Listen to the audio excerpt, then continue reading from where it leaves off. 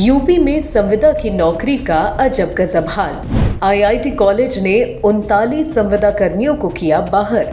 Director का तुगलकी फरमान, संविदा कर्मियों की नींद हराम। कार्यक्रम के प्रायोजक है माई इंडी फ्यूज दे रहा है पेट्रोल पंप, डीजल पंप और सीएनजी पंप डीलरशिप पाने का सुनहरा मौका। अभी कॉल करें टोल फ्री नंबर 180031391115 पर। सवाल है योगी सरकार से, जरा बताएं हुजूर, आउटसोर्सिंग की सरकारी नौकरी कितनी पक्की है? क्या कर्मचारियों को कभी निकाला नहीं जा सकता, या फिर एक झटके में सब कर्मचारियों को बाहर का रास्ता दिखाया जा सकता है? जी हाँ, ये सवाल हमारे नहीं बल्कि राजधानी लखनऊ स्थित आईईटी में कल तक कार्यरत रहे उन 39 कर्मचारियों के हैं जिन्हें बिना किसी कारण बाहर का रास्ता दिखा दिया गया है।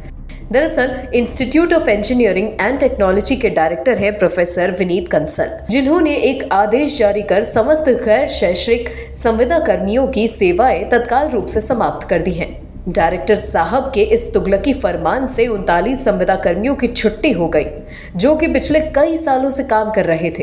कोई 2 साल तो कोई 5 साल। कुछ लोग तो ऐसे हैं जो सरकारी नौकरी से रिटायर होकर संविदा की नौकरी पर थे। वैसे हाईकोर्ट का आदेश है कि अगर सेवा प्रदाता एजेंसी बदलती है तो भी संविदा कर्मी नहीं बदले जाने चाहिए। सरकार का आदेश है कि जेम के माध्यम से भी आउटसोर्स कर्मी लेने की अनिवार्यता किए जाने से वर्तमान में आउटसोर्स कर्मियों की निरंतरता भंग नहीं होनी चाहिए, क्योंकि अचानक शासकीय कार्य में बाधा आने लगती है। लेकिन आईईटी में उल्टी गंगा बहने से कर्मचारी नाराज है और उनका क्या कहना है, सुनिए। मैं आरजीसी से रिटायर्ड हुए हूँ। रिटायर्ड होने के बाद मैं यहीं पर रजिस्ट्रार महोदय के आदेशानुसार मैं काम करता रहा, किंतु 2 जून को सवेरे जब मैं आया तैयार होकर यहाँ पर हटा दिया गया। एक ऑर्डर आ गया, ऑर्डर के तहत हटा दिया गया, जबकि शासनादेश 20 अगस्त 2022 का कहता है कि उसमें कर्मचारी जो सेवा प्रदाता कर्मचारी कार्यरत हैं उनकी निरंतरता बरकरार रहे, उनको हटाया न जाए, जिससे किसी शासकीय कार्य में बाधा उत्पन्न न हो, किंतु उनके द्वारा इस प्रकार का किया गया है। भैया यहीं से सन 85 से काम कर रहे हैं, हम रिटायर्ड आदमी हैं, यहाँ पे काम कर रहे थे। उसके बाद भी 2017 में हम रिटायर हो गए। रिटायर होने के बाद में हमको फिर रखा गया। एक्चुअली में यहाँ 10-15 साल से लोग काम कर रहे हैं। जो है पहले जो है जब जेम पोर्टल नहीं था तो उसके पहले भी लोग काम करते थे। जब जेम पोर्टल आया तो जेम पोर्टल में रख लिया गया उनको, तो जेम पोर्टल से कंटिन्यू सेवाएं चल रही थी। मार्च में जो है अभी जो है वो ख़त्म हो गया जेम पोर्टल वाला जो है, तो री-टेंडर करना था जो, तो सबके साथ में हम लोगों की भी सेवाएं समाप्त कर दी। अगर मान लीजिए टेंडर निकालना था दोबारा जो है, तो 2 महीने का एक्सटेंशन किया था इन्होंने जो है, मार्च या अप्रैल मई 2 महीने का एक्सटेंशन किया।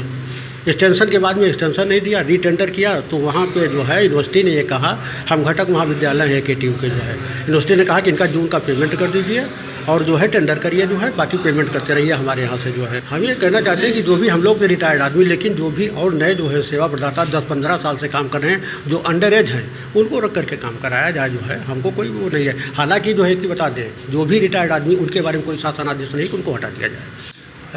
हम लोगों को 1 जून से एकदम से सुबह जब 2 तारीख को सारे कर्मचारी प्रॉपर तैयार होकर के नहा धो करके यहाँ कार्यालय में आए, तो अचानक से एकदम से वो पत्र सबके सामने दिखा दिया गया कि आप लोगों की सेवाएं समाप्त कर दी गई। बस यही है कि एकदम से सेवाएं समाप्त कर, आदमी कहीं दुकान में भी काम करता है, अगर कंपनी का टेंडर खत्म हुआ है उसी के द्वारा आपका, अब ये तो इंटरनल मामला था इन लोगों का, ये तो पहले भी कई दफ़े इस तरीके से हुआ है। एकदम से अब ये सरासर डायरेक्टर साहब की तानाशाही है, एकदम से बाहर कर देना डायरेक्टर साहब की सरासर तानाशाही है। वहीं आईईटी के कुल सचिव प्रदीप वाजपेयी का कहना है कि संविदा कर्मियों का कार्यकाल 31 मार्च को खत्म हो गया था, जिसके बाद उन्हें 2 महीने का विस्तार दिया गया, जो 31 मई को पूरा हो गया। अब दूसरी कंपनी का टेंडर हुआ है, जिसके चलते सभी को हटा दिया गया।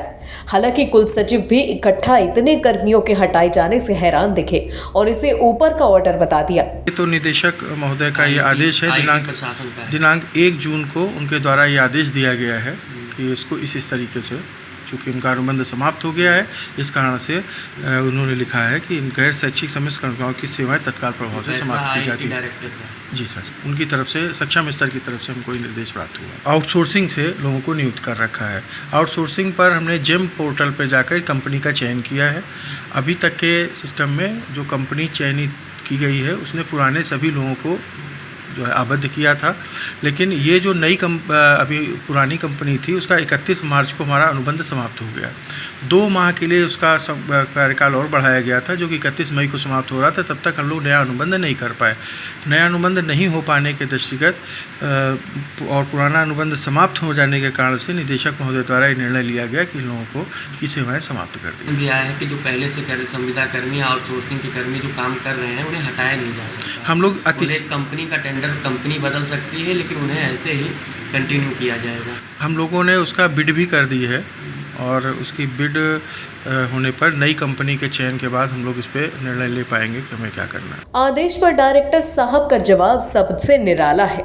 वो कैमरे के सामने आने को तैयार नहीं हुए। हालांकि बातचीत में उन्होंने कहा कि सब टेक्निकल मामला है, बाकी जो पूछना है कुल सचिव से पूछ लो। बहरहाल क्या टेक्निकल है किसी के समझ में नहीं आ रहा। वैसे भी आईटी टेक्निकल कॉलेज है, इसीलिए नौकरी में टेक्निकल पेज भी जरूरी है। आगे आप भी समझ रहे होंगे खेल क्या है। अपनी नौकरी बचाने के लिए संविदा कर्मियों ने उत्तर प्रदेश सरकार के प्राविधिक शिक्षा मंत्री को पत्र लिख अपनी व्यथा सुनाई। हटाए गए संविदा कर्मियों ने पत्र में डायरेक्टर और उप कुल सचिव पर इल्जाम लगाते हुए बताया कि सब पैसे का खेल है, इसमें बहुत लोग शामिल हैं। नई कंपनी के साथ मिलकर बड़े भ्रष्टाचार का प्लान भी है। Bureau report, NDTV Bharat. देश दुनिया की ताज़ा तरीन खबरों से रूबरू होने के लिए सब्सक्राइब कीजिए आपका अपना चैनल NDTV भारत।